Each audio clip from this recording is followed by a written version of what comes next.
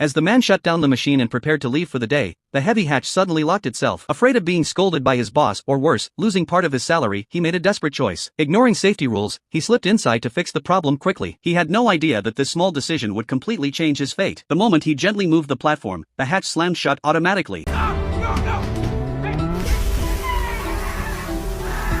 Seconds later, his screams echoed through the factory. His co-workers rushed over and tried to force the steel door open, but they were stopped by the supervisor who had just arrived. The supervisor's reasoning was cold and simple. The machine was worth an extreme amount of money. If it was damaged, he would never be able to repay it. The man's life meant less than the equipment. Ignoring the desperate cries inside, the supervisor ordered everyone to step back and return to work. They had to wait until the machine finished its full cycle. By the time it stopped, Max was barely alive. Although he was pulled out at death's door, the massive radiation exposure had already destroyed his organs. Doctors said he had only 5 days left to live. When the company owner learned what had happened, he showed no sympathy. He refused to offer Max any compensation. Instead, he arranged for the bare minimum care, making sure Max would simply lie in a hospital bed, suffering quietly. To him, a worker's life meant nothing. He ordered the supervisor to give Max 5 days worth of painkillers and then have him removed from the factory. Thrown out like broken equipment, Max returned to the slums, weak and in agony. But he wasn't ready to die. He knew there was only one hope left. If he could somehow reach Elysium, he might still survive.